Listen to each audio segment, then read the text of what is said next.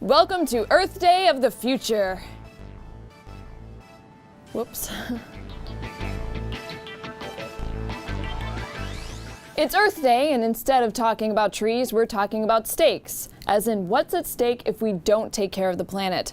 And intentionally or not, we often reflect our real-world cultural fears in our pop culture. Zombies reflect fears of overpopulation, and big radioactive monsters like Godzilla were reflections of the nuclear fears we had back in the 40s and 50s. So what about all the movies about a blasted, unlivable Earth? To help us along is film critic, writer, and survivor of the apocalypse, William Bibbiani. Thank you so much for joining us today. All right, William, what do you got for me? Well, when you're talking about films that express our fears about the environment, they tend not to actually be so much about the environment, but the way that we're afraid the changes in the environment are going to affect us on a personal level. You cannot talk about environmental apocalypse movies without talking about Roland Emmerich's The Day After Tomorrow. It's the guilt-trippinest movie you will ever see. They spent hundreds of millions of dollars to shame us into thinking about global warming. It's fantastic. Right. It's all about our fears of we didn't listen. But it's a fun one, and Roland Emmerich knows how to blow up the Earth like nobody's business. What do we have next? What do we have next? Oh God, what do we have next? Well, it's not the best film per se, but it's a very well thought out allegory, is a film called Daybreakers. It takes place in the near future. Vampirism, turns out it's real, and turns out it's awesome.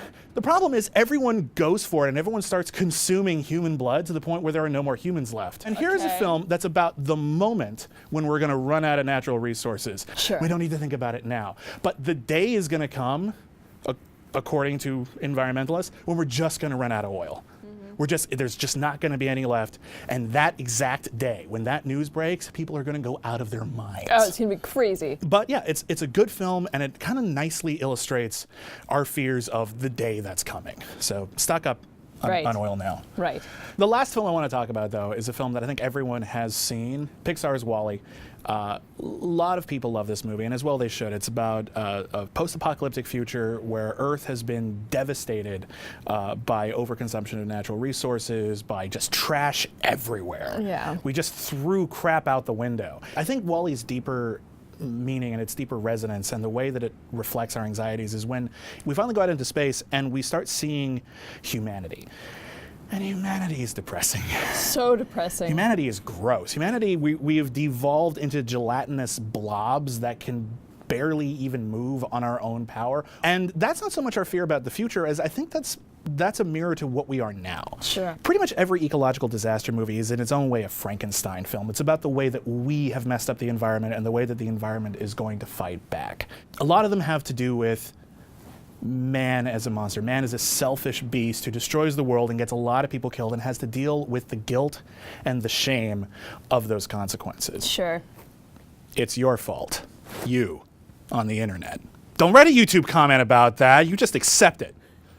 Obviously, we can't predict the future, but we can look at the practices in place today and see what our impact is on the environment. That can mean small steps like planting a tree in your backyard or signing a petition to give an eco-friendly legislator a little political clout. On that note, you should click the link in the description below to tell Obama that he needs to make climate change a big priority in his second term. For BFD, I'm Marisha Ray. Don't forget to subscribe, and don't forget, Master Blaster runs Bartertown.